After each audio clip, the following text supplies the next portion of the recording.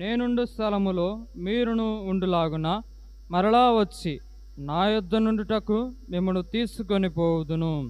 చాలు, నేను కూడా చిన్న మాట ప్రార్థన చేస్తాను. ప్రేమ నమ్మకము కలిగిన మా ప్రియా పరలోకపు తండ్రి, నీ ఘనమైన పరిశుద్ధమైన శ్రేష్టమైన అమూల్యమైన నామానికి కోట్ల కొలది స్తోత్రాలు స్తుతులు చెల్లించుకుంటున్నాం. మరి ప్రభువా, ఎందరికో లేని భాగ్యమును నాకును మా ఎల్లరికి నీవు దయచేసి సజీవుల లెక్కలో ఉంచి ఇలాగూ ఈ పునరుద్ధాన దినమందు నిన్ను ఆరాధించుటకు నీ సన్నిధానములో మేమందరము కలిసి నిన్ను స్తుతించేటి కృప భాగ్యమును నాకును మా ఎల్లరికి నీవు దయచేస్తూ వచ్చావు. అందుని బట్టి నేను స్తుతిస్తున్నావు. ఇంతవరకు ఆరాధనలో నీవు దీన మనస్సు కలిగిన వాడవని జ్ఞాపకము చేసుకున్నటకు నీవు చూపుతూ వచ్చిన కృప కొరకై నిన్ను మనసుతో నీ కృతజ్ఞతలు చెల్లించుకుంటున్నాం. మరి అయిన నా కొద్ది నిమిషములు నీ మాటలు మేము విననయింటుండగా చక్కని వినుబుద్ధిని కలుగచేయండి. మరి ప్రభువా, ఈ నిలబడిన ఈ అల్పుడనే నన్ను కూడా నీ కృపలో జ్ఞాపకం చేసుకున్నాడు.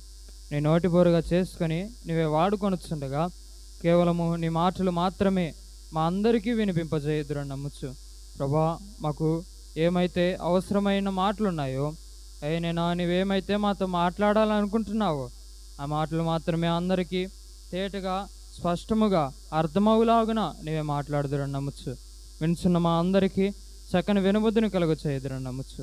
మరి ప్రభువా, వినిన వాక్యమును అపవాది ఎత్తుకొని పోకుండా మా హృదయంలో భద్రపరుచుకునేలాగున నీ యొక్క సహాయాన్ని అనుగ్రహించుదురని నమ్ముచ్చు. మరి ముఖ్యముగా అయినా ఇది జీవము కలిగిన దేవుని మాటలు అని ఎరిగి శ్రద్ధ కలిగి మేము ఈ మాటలు వినులాగున నీ యొక్క సహాయాన్ని అనుగ్రహించుదురని నమ్ముచ్చు. మా ప్రభును మీ ప్రియకుమారుడైన యేసుక్రీస్తు నామములో ప్రార్థించి వాక్యమును ధ్యానించుచున్నాం మా పరమ తండ్రి, ఆమేన్. మరొకసారి ప్రభు అయిన యేసుక్రీస్తు వారి నామములో కుడి వచ్చిన మీ అందరికీ నా హృదయపూర్వక వందనాలు.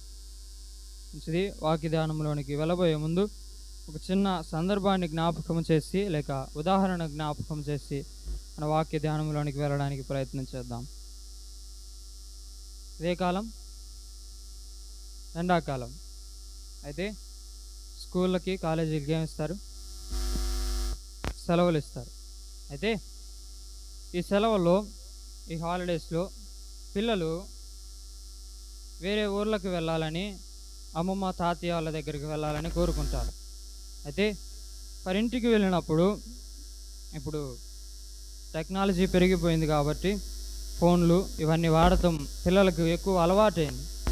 అయితే వారు వచ్చినప్పుడు వారు అనే మాట ఏంటి అంటే, కరెంట్ లేదు, ఫ్యాన్ లేదు, గాలి కూడా రావటం లేదు. అదే మా ఇంట్లో అయితేనా మా నాన్న ఏం పెట్టాడు? ఏసీ పెట్టాడు. ఇక్కడ సిగ్నల్ రావట్లేదు, ఏమీ రావట్లేదు. అదే మా ఇంట్లో అయితేనా మా నాన్న ఏం పెట్టించాడు? వైఫై పెట్టించాడు. ఇక్కడ బండలు లేవు, ఏమీ లేవు, మట్టి రోడ్లో తిరుగుతున్నాను.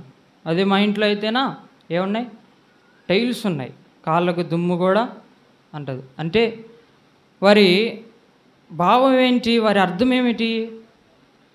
వారి ఇల్లు, వారి తండ్రి, ముఖ్యముగా వారిద్దరిని ఎక్కువ ప్రాధాన్యత ఇస్తారు. ఎందు నిమిత్తము? వారి తండ్రి ఇల్లు ఎవరిల్లు? వారి బిడల ఇల్లు వారి ఇల్లుగా భావిస్తారు. అది అయితే వారి చిన్న బిడ్డల మనస్తత్వం అలా ఉంటుంది. అయితే మనం ఒకసారి ధ్యానం చేశాం. పరలోక రాజ్యములో ఎవరు ప్రవేశిస్తారు, ఎవరు గొప్పవారు అవుతారు అన్నప్పుడు చిన్న బిడ్డల మనస్తత్వము కలిగిన వారు అన్నాడు. అయితే ఇక్కడ ఆ మనస్తత్వం ఏమిటో మనం చూస్తాం. మా ఇల్లు మా నాన్న అయితేనా అని వారు ఎక్కువగా మా మా మా మా తండ్రి, మా నాన్న, మా డాడీ ఈ పదాలు ఎక్కువ వాడుతుంటారు. అయితే ప్రభువు కూడా అదే కోరుకుంటున్నాడు. చిన్నపిల్లల మనస్తత్వం అంటే ప్రభువు కూడా ఆశపడుతున్నాడు ప్రభువుని అలాగ పిలవాలని. మా డాడీ, మా తండ్రి, మా నాన్న. అయితే ఇప్పుడు మా ఇల్లు మా ఇల్లు మా ఇల్లు అని ప్రస్తావించిన చిన్నబిడ్డలు మనము కూడా దేవుని పిల్లలుగా పిలువబడుతున్న నీవు నేను కూడా మా ఇల్లు మా ఇల్లు మా ఇల్లు అని చెప్పుకోవడానికి ఒక ఇల్లు ఉంది, ఒక నివాసం ఉంది. ఎందుకు ఆ నివాసం ఎట్లా ఉంటుంది? చిన్నబిడ్డ చెప్పాడు, మా ఇంట్లో ఏసీ ఉంది, మా ఇంట్లో వైఫై ఉంది, మా ఇంట్లో టైల్స్ ఉన్నాయి, మా ఇల్లు శుభ్రంగా ఉంటుంది, అందంగా ఉంటుంది, 2 స్టేర్లు ఉంటాయి. అయితే ఇదిగో ఇప్పుడు మన ఇల్లు ఏముంటుంది? ఎలా ఉంటుంది? ఎలా ఉంటుంది మన ఇల్లు? నేను వాక్య ధ్యాన కోడికలో ఈ మాటలు చెప్పినట్లు నాకు గుర్తు. అయితే మరలా ప్రభు ప్రేరణ బట్టి మరొకసారి ధ్యానం చేయడానికి ప్రయత్నం చేద్దాం. మన ఇల్లు ఎలా ఉంటుంది? దేవుని పిల్లలుగా పిలువబడుతున్న మన ఇల్లు ఎలా ఉంటుంది? ఈ లోకరీతిగా పిల్లలే మా ఇంట్లో అది ఉంది ఇది ఉంది అని చెప్తున్నారు. అయితే దేవుని పిల్లలుగా పిలువబడుతున్న నా ఇంట్లో ఏముంటుంది అంటే, రండి వరుసగా 7 మాటలు చెప్పి మరి ఒక భాగంలోనికి మనం వెళ్దాం. యోహాను సువార్త 14వ అధ్యాయం 2-3 వచనాలు మరలా చదువుదాం. నా తండ్రి ఇంట, ఈ మాట ఎంత బాగుంటుంది, నా తండ్రి ఇంట ఎన్ని నివాసాలు ఉన్నాయి? నాకొక నివాసం, నీకొక నివాసం, ఒక్కొక్కరికి ఒక్కొక్క నివాసం ఉన్నాయి. అయితే ఈ నివాసం ఎటువంటిది? నా తండ్రి ఇంట అన్నాడు. తప్పిపోయిన కుమారుడి దగ్గర కూడా మనం చూస్తాం. తండ్రి ఇంట అనేక సమృద్ధి ఉంది, ఆనందం ఉంది, అన్నీ ఉన్నాయి. కానీ చిన్న కొడుకు వెళ్ళిపోయాడు. అయితే తండ్రి ఇంటి యొద్ద, అక్కడ నేను చెప్పాలనుకుంటున్న మాట ఏంటంటే, తండ్రి ఇంటి యొద్ద సమృద్ధి ఉంది. అక్కడ అంతా ఉంది. ఆనందం ఉంటుంది, సంతోషం ఉంటుంది, సమాధానం ఉంటుంది, ధనం ఉంటుంది, ఆహారానికి కొదువు ఉండదు, అన్నీ ఉంటాయి. అయితే ఇప్పుడు మన ఇల్లు కూడా ఎలా ఉంటుందో ఒకసారి మనము ఆలోచన చేద్దాం. దేవుని పిల్లలుగా పిలువబడుతున్న మన ఇల్లు ఎలా ఉంటుందో ఒకసారి ఆలోచన చేద్దాం. రండి, 2వ వచనం. నా తండ్రి ఇంట అనేక నివాసములు కలవు, లేని ఎడల మీతో చెప్పుదును. మీకు స్థలము సిద్ధపరచ వెళుచున్నాను. నేను వెళ్ళి మీకు స్థలము సిద్ధపరిచిన ఎడల నేనుండు స్థలములో. ఎవరుండే స్థలం అది? ఎవరుండే స్థలం అండి? తండ్రి ఉండే స్థలం, మన డాడీ ఉండే స్థలం అది. ఆ స్థలం ఎలా ఉంది అంటే, ఒకటి మన తండ్రి స్థలం, అది మన తండ్రి స్థలం. ఆ తండ్రి స్థలం ఎలాగూ ఉంటుంది అంటే రండి, పాత నిబంధనలు దినవృత్తాంతముల 2వ గ్రంథం 30వ అధ్యాయం 27వ వచనం. 30వ అధ్యాయం 27వ వచనం. అప్పుడు లేవీయులైన యాజకులు లేచి జనులను దీవింపగా వారి మాటలు వినబడెను. వారి ప్రార్థన ఆకాశమునందున్న పరిశుద్ధ నివాసమునకు చేరును. ఇప్పుడు చెప్పండి, మన డాడీ ఇల్లు ఎలా ఉంటుంది? పరిశుద్ధంగా ఉంటుంది. ప్రతి ఒక్కరు నోరు తెరవాలని ఆశపడుతున్నారు. మన తండ్రి ఇల్లు ఎలా ఉంటుంది?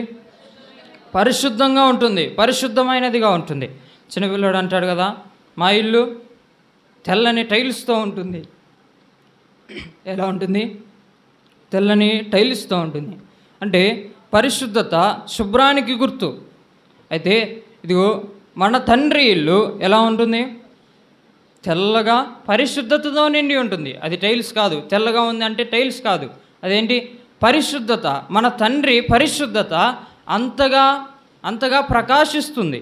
ఈశా భక్తుడు అంటాడు కదా, పరిశుద్ధుడు పరిశుద్ధుడు పరిశుద్ధుడు అని కొనియాడబడుతున్నాడు. అంత మాత్రమే కాదు, తన తేజో మహిమ సర్వలోకము నిండి ఉంది అన్నాడు. అయితే ఆ ఇంట్లో టైల్స్ మీద లైట్ పడినప్పుడు ఎంతగా మెరుస్తుందో దానికన్నా 2 అంతలుగా మన తండ్రి ఇంట్లో ఏం మెరుస్తుంది?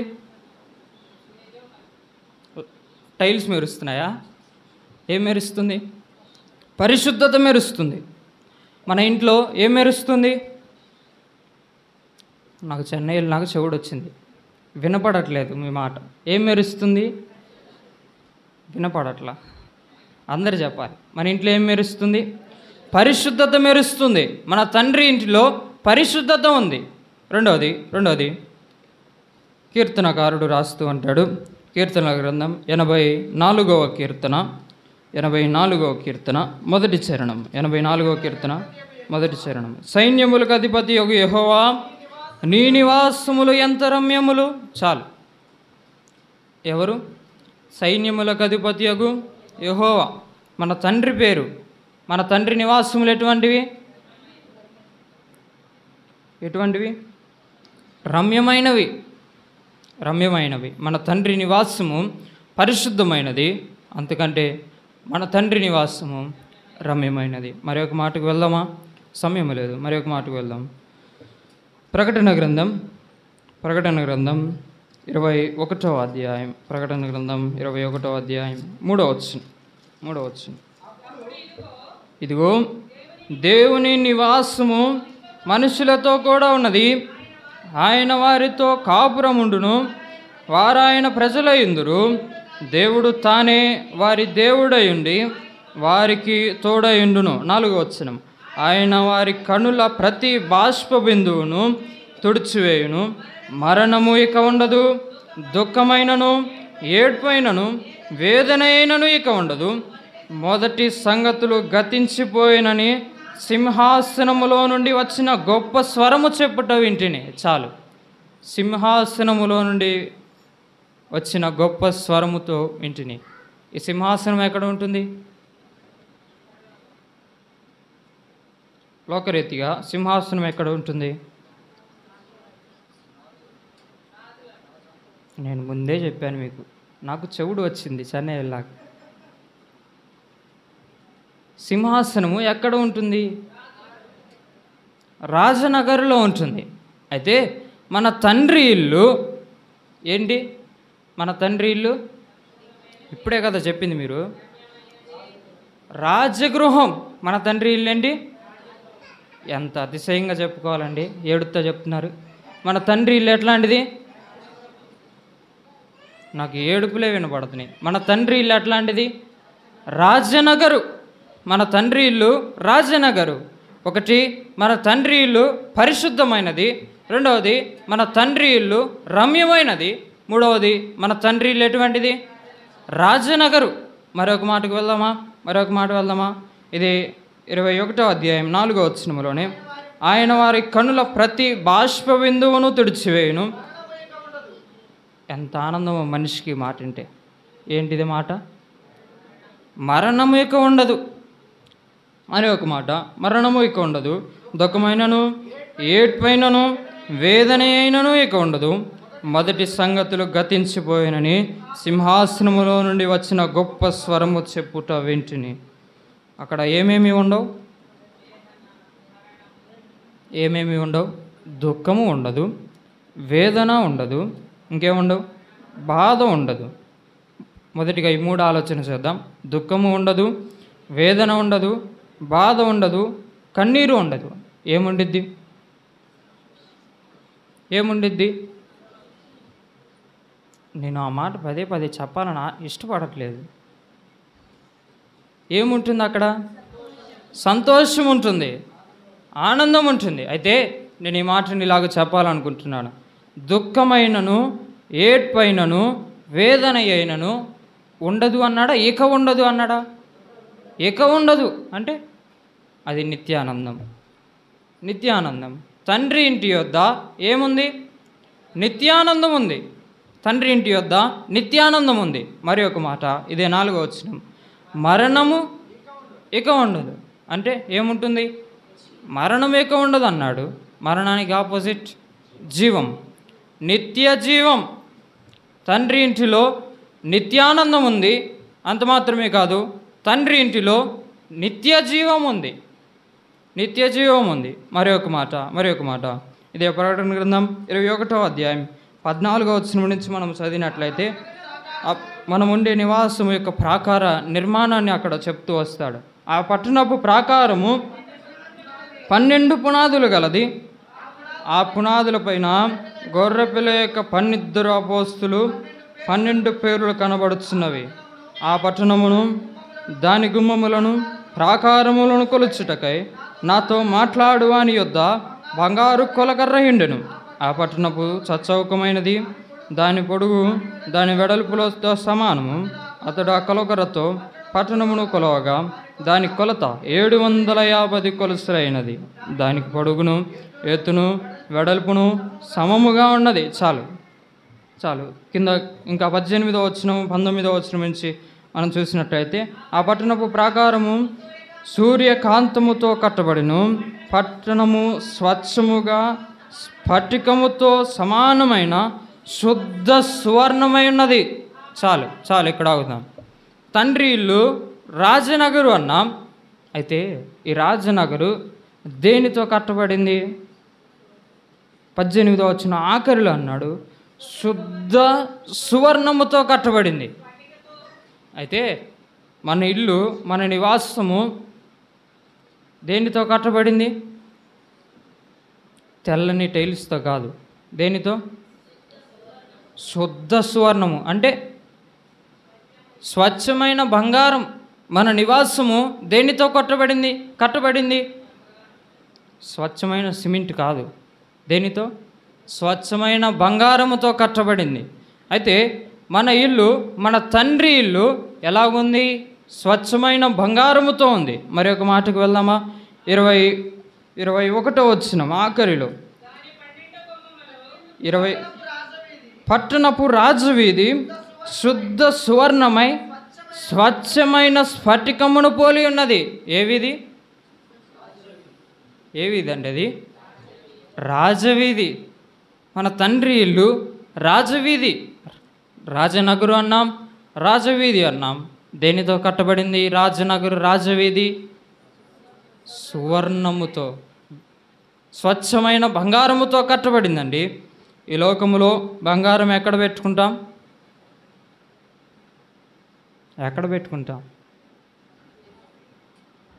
నెత్తిని పెట్టుకుంటాం. బంగారం ఎక్కడ పెట్టుకుంటాం? నెత్తిని పెట్టుకుంటాం. అయితే మన తండ్రి ఇంటికి వెళ్ళినాక బంగారం ఎక్కడ పెట్టుకుంటున్నాం? కాళ్ళ కింద పెట్టుకుంటున్నాం. ఎంత ధన్యతనిచ్చాడండి మన ప్రభు మనకు. ఏదో పాపములో, మురికిలో, అసహ్యకరమైన జీవితంలో పడి ఉంటే మనల్ని ప్రేమించి లేవనెత్తి, రోమపత్రికలో పౌలు భక్తుడు అంటాడు, నీతిమంతుడు లేడు, ఒక్కడునూ లేడు. 23వ వచనంలో అంటాడు, ఉచితముగా నీతిమంతులు అన్నాడు. ఏమన్నాడు?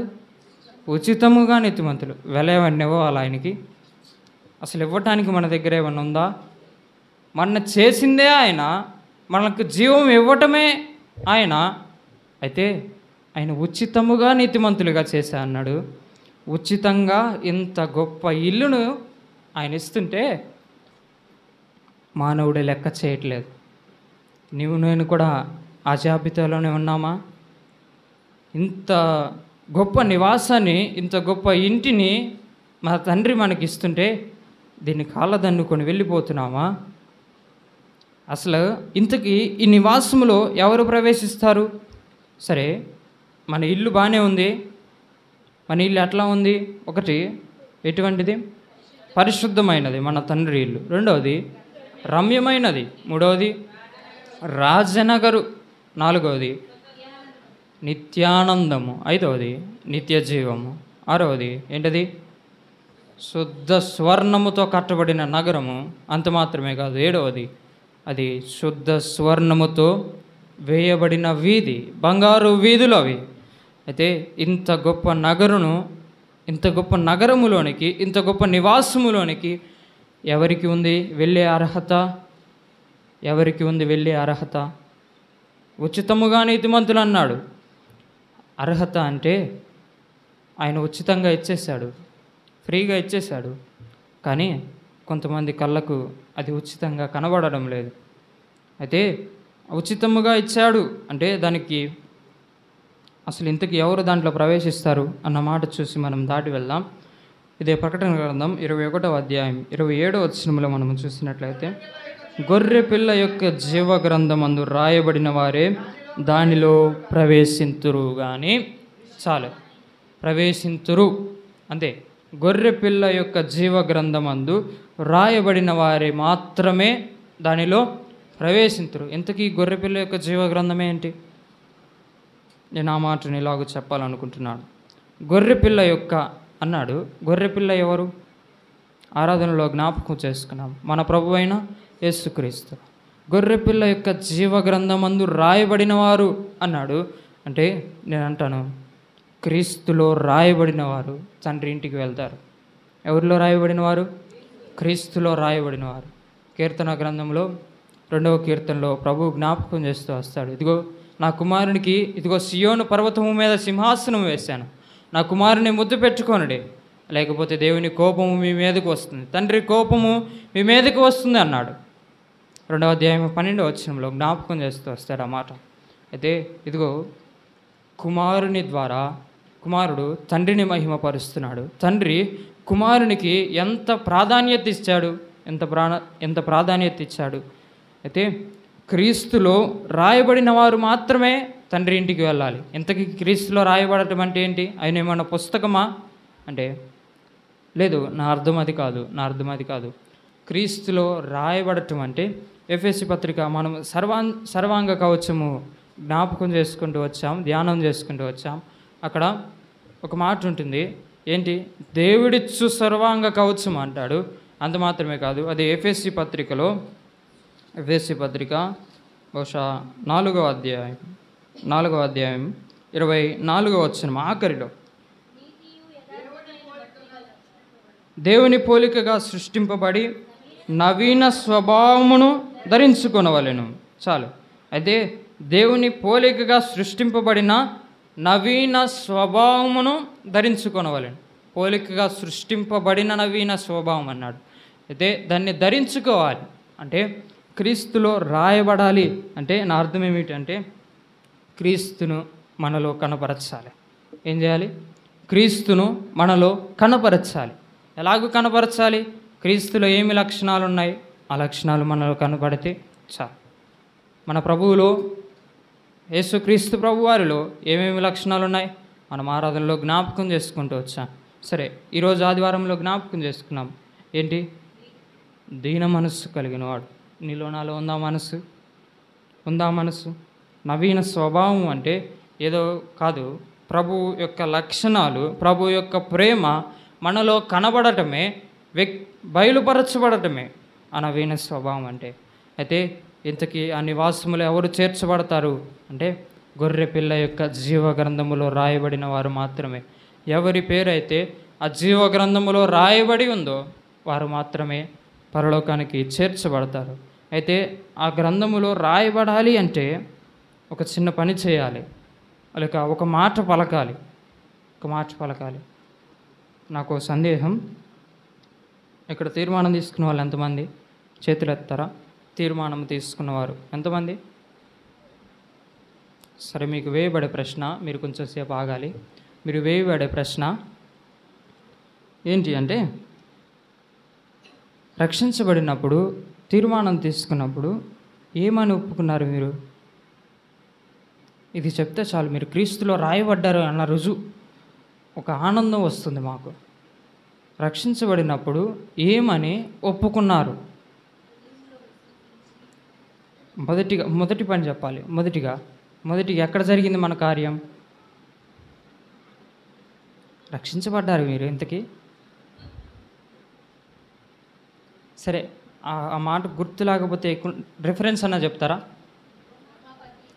రోమపత్రిక, చాలు బతికిచ్చారు. రోమపత్రిక ఆగిపోయింది సార్. 10వ అధ్యాయం 9వ వచనం. 10వ అధ్యాయం 9వ వచనం. అదేమనగా, యేసు ప్రభువు అని నీ నోటితో ఒప్పుకొని దేవుడు మృతులలో నుండి ఆయనను లేపెనని నీ హృదయమందు విశ్వసించిన ఎడల ఏమవుతావు? రక్షించబడతావు. గొర్రె పిల్ల జీవ గ్రంథములో పేరు రాయబడాలి అంటే ఈ మాట నీవు నేను ఒప్పుకోవాలి. మీరు చెప్పలేదంటే రాయబడలేదనా? ఖచ్చితత్వం ఉండాలి. ఇదిగో యేసు ప్రభు అని నా నోటితో నేను ఒప్పుకున్నాను.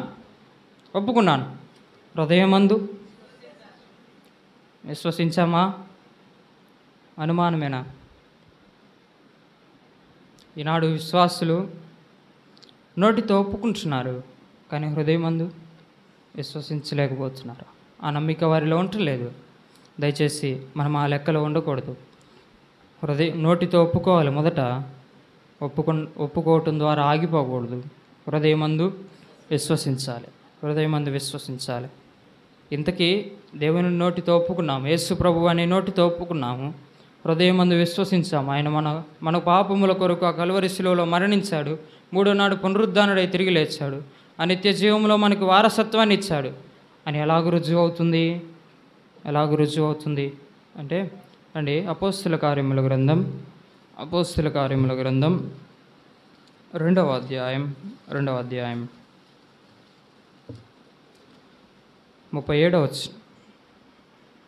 వచనం. వారి ఈ మాటలు విని హృదయములో నొచ్చుకొని, సహోదరులారా, మేమేమి చేతుమని పేతురును కడమ అపోస్తులను అడుగగా, పేతురు, మీరు మారు మనస్సు పొంది పాప క్షమాపణ నిమిత్తము ప్రతివాడు యేసుక్రీస్తు నామమున బాప్తిస్మము పొందుడి, అప్పుడు మీరు పరిశుద్ధాత్మను వరము పొందుదురు. చాలు 41వ వచనం నుంచి మరో చూద్దాం. కాబట్టి అతని వాక్యము అంగీకరించిన వారు బాప్తిస్మము పొందిరి. ఆ దినమందు ఇంచుమించు 3,000 మంది చేర్చబడిరి. వీరు అపోస్తల బోధ యందును, సహవాసం యందును, రొట్టె విరుచుట యందును, ప్రార్థన చేయుట యందును. ఈ మాట దగ్గర అందరి సౌండ్ ఆగిపోయింది. కొంచెం ఏమైంది? ఎడతెగక ఉన్నారు. మనం ఎలాగుంటున్నాం? ఉంటున్నామా దేవుని సన్నిధిలో ఎడతెగక? ఉంటున్నామా? ఆదివారం అంటే ఉంటున్నాం, సరే. మరి వార కొడుకులకు, వాక్య ధ్యాన కొడుకుకు ఉంటున్నామా? విజ్ఞాపన కొడుకుకు ఉంటున్నామా? నిజముగా ఎంత దౌర్భాగ్యమో కదా. మనము దేవుని నోటితో ఒప్పుకున్నాము, అక్కడితోనే ఆగిపోతున్నామంటే వాక్య ధ్యాన కొడుకులకు రావట్లేదు, విజ్ఞాపన కొడుకులకు రావటం లేదు, హృదయమందు విశ్వసించలేదు అని అర్థం. అయితే నాకు ఒక్కొక్కసారి ఇలాగ అర్థమవుతూ ఉంటుంది.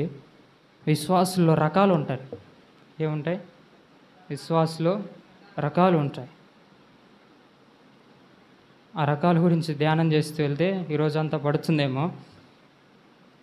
సరే, ఆటంకము వచ్చిన వారు ఆగిపోతే అది ప్రభు చిత్తం, ప్రభువుకు వదిలేయాలి. కానీ ఆటంకము లేకపోయినా కానీ ప్రభు సన్నిధిని నిర్లక్ష్యం చేస్తూ ఆగిపోతున్నాం కొన్నిసార్లు. ఆ విశ్వాసులో రకాలు ఉంటారు, నిజమే. వాళ్ళు వస్తారు, వారి కొడుకులకు కూడా వస్తారు. కానీ వారి విశ్వాసం ఏమిటో తెలుసా? దేవుని మందిరానికి వస్తే చక్కగా నిద్రపడుతుంది. వారి విశ్వాసం ఏమిటి? ఏంటి వారి విశ్వాసం? దేవుని మందిరానికి వస్తే చక్కగా నిద్రపడుతుంది. అదే ఇప్పుడు విశ్వాసం. అదే మన విశ్వాసం, అదే మన నమ్మిక. దానికి మనము తీర్మానం తీసుకుంది. ఇంకొంతమంది ఉంటారు, వస్తారు వారి కొడుకులకు, టైం ఇంకా చూస్తారు. అది విశ్వాసమా? దేవుని మందిరంలో కూర్చోడానికి అది సమయం వెళ్ళబుచ్చే స్థలమా? ఇది సమయం వెలువిచ్చే స్థలమా? నిజముగా మన తండ్రి నివాసము ఎట్లా ఉంటుందో మనం చూసాం. అది పరిశుద్ధమైనదన్నాము, దాన్ని అపవిత్రం చేయడానికి వచ్చాము మనం. యెహోషువ భక్తుడు అంటాడు, ఆయన పరిశుద్ధుడు. నిజమే, అంత మాత్రమే కాదు, ఆయన రోషము కలిగిన వాడు. అయితే ఆయన స్థలాన్ని అపవిత్రం చేస్తుంటే ఆయన దీన మనస్సుడే కదా, సాత్వికుడే కదా, ఓర్చుకుంటాడు. అంతే అనుకుంటున్నామా? చిన్నబిడ్డలను తండ్రి పదే కొడుతూ ఉంటే వాడు లెక్క చేస్తారా? ఏదైనా తప్పు చేసినప్పుడు పదే కొడుతూ ఉన్నాడు తండ్రి, ఒకరోజు తప్పు చేస్తాడు. రే ఏంట్రా మీ డాడీ ఏమన్నాడా అంటే, కొడితే ఒక దెబ్బేగా. ఈనాడు పిల్లల బాధ అదే. కొడితే ఒక దెబ్బే కదా, ఒక దెబ్బతో పోతుంది. తర్వాత ఏడిస్తే బిర్యానీయో ఐస్ క్రీమో ఏదో ఉడుకొని పెడతాడు. కానీ తప్పు చేసిన ప్రతిసారి కొట్టకూడదు. మొదట ఆలోచించాలి, వారిని తిట్టాలి, ఇట్లా కాదు ఇలాగని చెప్పాలి. అది పెద్ద తప్పు అయినప్పుడు కొట్టాలి. అదే ప్రభువు కూడా చేసేది మన ఎడల. మనము తప్పు చేస్తున్నాము అంటే ఆయన ఊరుకుంటున్నాడు. ఎందుకు ఊరుకుంటున్నాడు?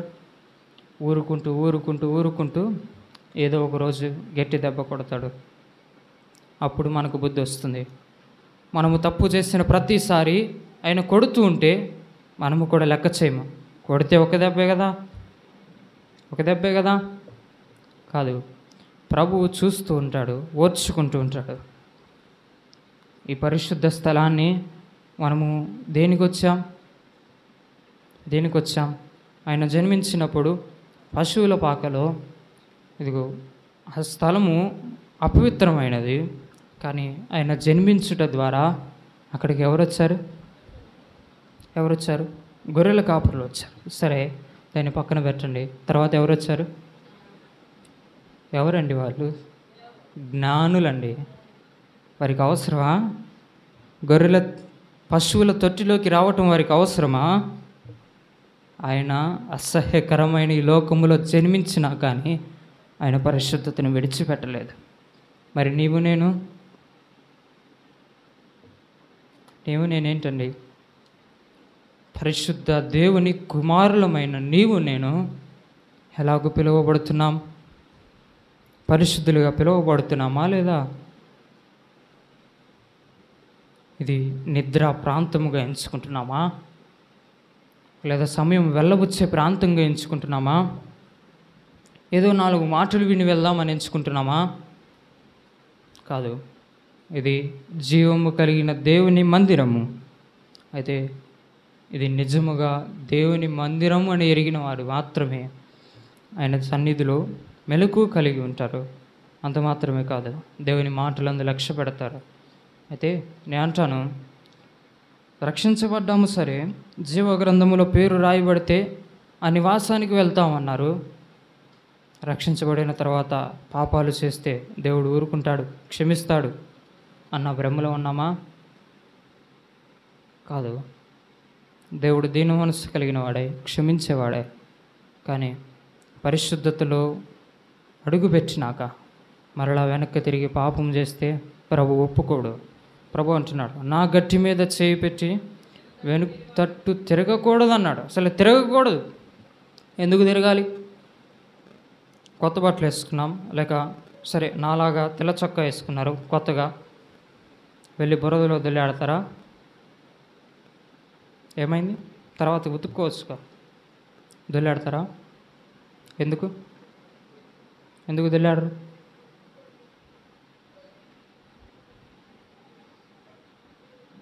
తర్వాత ఉతుక్కోవచ్చు కదా బురదలో పడితే. లేదు, అది అసహ్యకరమైనదని తెలుసు కదా. సరే, ముగిస్తున్నాను. ఇదిగో, నీవు నేను ఈ తండ్రి నివాసములోనికి చేర్చబడాలి అంటే మొదటిగా చేయాల్సింది ఏంటో తెలుసా? దేవునికి ఎంతసేపు సమయాన్ని కేటాయిస్తున్నామో ఒకసారి చూసుకుందాం. ప్రతిరోజు నిజంగా ఎంతసేపు దేవునికి కేటాయిస్తున్నాం? నేను అతిశయంగా చెప్పుకోవట్లేదు, కానీ చెన్నైలో 3 వారాల్లో వాక్య ధ్యాన కూడికి వెళ్ళా, విజ్ఞాపన కూడికి వెళ్ళా, కేవలం ఆదివారం ఆరాధన మాత్రమే. ఇప్పుడు పాట పాడటానికి కూడా నోరు రావట్లేదు. నిమిత్తం దేవుని వాక్య ధ్యాన కూడికను పోగొట్టుకుంటే ఆ విలువ ఎంత ఉంటుందో తెలుసా? ప్రతి పాటలో పదము ఎంత అర్థం ఉంటుందో. మనము పాడేస్తాం సాదాసీదంగా, కానీ దాన్ని అర్థం చేసుకుంటూ పాడితే దాని అనుభవం తెలుస్తుంది. నిజంగా నిన్న 7వ తారీఖు ప్రార్థనలో పాట పాడుతున్నప్పుడు కన్నీరు వచ్చేసాయి. ఎలాగూ పాడగలుగుతున్నాను నేను పాట? నేను ఎల్లప్పుడూ యెహోవాను స్తుతిస్తాను, ఆరాధన ఆపను అంటున్నా. కానీ 3 వారాల నుంచి చేస్తున్నాను ఆరాధన. ఎంత బాధ కదా. ప్రాణము పెట్టిన ప్రభువుకు రోజుకు 10 నిమిషాలైన సమయం ఇస్తున్నామా? ఎంత దౌర్భాగ్యమో కదా. ఈ లోకములో ప్రేమిస్తే నీ కొరకు ప్రాణం పెడతానంటాడు, కానీ వాడు వదిలేసి వెళ్ళినప్పుడు 4 రోజులు ఏడ్చి ఊరుకుంటాం. మరి నీ కొరకు, నా కొరకు దేవాతి దేవుడు దిగి వచ్చి ప్రాణం పెడితే 4 రోజులు ఏడ్చి ఊరుకునేది ఇది? దేవుని మందిరం అంటే చులకనగా ఉందా? ఎంత బాధపడతాడు కదా ప్రభువు. నిజముగా మన కొరకు ప్రాణము పెట్టిన ఆయన ఆ ప్రాణాన్ని వ్యర్థంగా చేస్తున్నామా? మన కొరకు వెల చెల్లించాడు, ఆ వెలను వ్యర్థంగా చేస్తున్నామా? ఉదాహరణకు కరువు వచ్చిందనుకోండి, ధాన్యము లేదు, ఉన్న ధాన్యముతో సర్ది పెట్టుకోవాలి. ఎక్కువగా వండాం, దాన్ని పారేస్తామా? అది పాడైపోయిందని పారేస్తామా? లేదు కదా. మనసు రాదు. ఎందుకు? కరువు. అది బాగోకపోయినా తినాలి. అయితే నీవు నేను వాక్య కరువులో ఉన్నాం. ఇది అంత్యదినములు. అంత్యదినములు యాకోబు తన కుమారుని పిలుస్తూ ఇలాగంటాడు, ఇదిగో అంత్యదినములో మీకు సంభవించబోవు సంగతులు మీకు తెలుపుతాను రండి. అయితే ఇదిగో అంత్యదినముల్లో మనం ఉన్నాం. నాకు ఈ మాట జ్ఞాపకం చేయాలని ఆశపడుతున్నాను. ఐగుప్తు దేశం నుంచి ఇశ్రాయేలు ప్రజలు కానాను దేశానికి వచ్చేటప్పుడు ఎంతమంది కానాను దేశంలో ప్రవేశించారు? ఎంతమంది ప్రవేశించారు? అందరూ ప్రవేశించారా? ఐగుప్తులో నుంచి విడిపించబడిన ప్రతి ఒక్కడు కానాను దేశంలో ప్రవేశించారా? ఎందుకు? శ్రమల దాటికి తట్టుకోలేక. వీరెవరో తెలుసా? దేవుని మందిరాన్ని నిద్ర సమయానికి వెచ్చిస్తున్నవారు, దేవుని మందిరాన్ని సమయాన్ని వెచ్చించడానికి గడిపేవారు, దేవుణ్ణి ఆరాధించకుండా దేవుని సన్నిధానములో ఏదో 4 మాటలు విని వెళ్ళిపోదాములే అనుకున్నవారే కదా. శ్రమల దాటికి తట్టుకోలేకపోయాడు కదా. నిజమే కదా? ఈ బాధ లేదా మీలో? ఎన్నిసార్లు మనము దేవుని మందిరాన్ని కోల్పోయాం, దేవునితో సహవాసాన్ని కోల్పోయాము కదా. నిజమే కదా? ఎంత దౌర్భాగ్య స్థితి. ఈనాడు యవనస్తులు అనుకుంటారు, తల్లిదండ్రులతో ఏముందిరా, ఎప్పుడైనా మాట్లాడుకోవచ్చు, ఫ్రెండ్స్తో తిరిగి బయట ఎంజాయ్ చేయాలి, అదే లైఫ్. ఒక విశ్వాసి జీవితంలో తల్లిదండ్రులతో గడిపే సమయము, దేవునితో గడిపే సమయము ఎలా ఉంటుంది? రక్షించబడి మరలా పాపములోనికి మనం వెళ్ళిపోతున్నామా? నేను అంటాను, నేను కాదు, బైబిల్లో రాయబడి ఉంది, వారు పందితో సమానం. నేను అనడం లేదు, ఏమైనా తప్పక మాట్లాడుంటే క్షమించండి. రక్షించబడి మరలా తిరిగి లోకములోనికి వెళ్ళిపోతున్నాము అంటే పందితో సమానం. బైబిల్ గ్రంథంలో రాయబడి ఉంది, కుక్క తన వాంతికి తిరిగినట్లు బురదలో పడిన పంది. అయితే విశ్వాస జీవితంలో ఎలా ఉన్నాం? గొర్రెల వలె ఉన్నామా? పందితో కుక్కతో సమానముగా ఉన్నామా? దేవుని సన్నిధానములో మన సమయాన్ని వ్యర్థము చేస్తున్నామంటే నేను అంటాను, ఈ మాట అంటున్నందుకు నన్ను క్షమించండి. నువ్వు విశ్వాసిగా బ్రతికి దండగా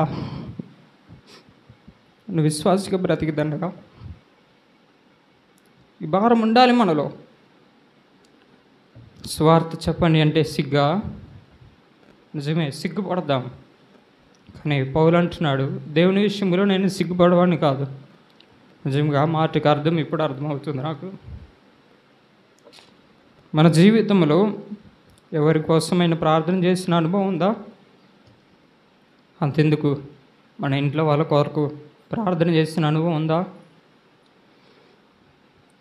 అయితే ఇదిగో ఒకసారి జ్ఞాపకం చేస్తున్నాను, మన తండ్రి నివాసము ఎటువంటిది? పరిశుద్ధమైనది. అయితే ఈ పరిశుద్ధమైన నివాసాన్ని అపవిత్రం చేస్తున్నామా? ఒకసారి ఆలోచన చేద్దాం. ఐగుప్తులో నుండి విడిపించబడిన ఇశ్రాయేలు ప్రజలు కనాను దేశంలోనికి అందరూ వెళ్ళలేకపోయారు. ఎందు నిమిత్తం? వారేదో నామకార్థ ఇశ్రాయేల్. నేను అంటాను, ఈ విశ్వాస జీవితము కూడా దండగే. ప్రభువు కోసము బ్రతకపోతే ఏదో సమయానికి, ఏదో పండగలకు ఏదో ఆస్తి వస్తుంది, ఆరోగ్యం వస్తుంది అని ప్రభువు నమ్ముకుంటే విశ్వాస జీవితంలో కొనసాగడం వ్యర్థం. ప్రభు ఈ మాటలు మన వెనుకడిలో దీవించునుగాక. ఆమేన్. ఈ వీడియో మీకు నచ్చినట్లయితే లైక్ చేయండి మరియు షేర్ చేయండి. సబ్స్క్రైబ్ చేయడం మాత్రం మర్చిపోకండి. సబ్స్క్రైబ్ బటన్ పక్కనే ఉన్నటువంటి గంట సింబల్ కూడా మీరు నొక్కండి. అప్పుడు మాత్రమే మేము అప్లోడ్ చేసే ప్రతి కొత్త వీడియో నోటిఫికేషన్ ద్వారా మీకు అందుతుంది. Thank you for watching.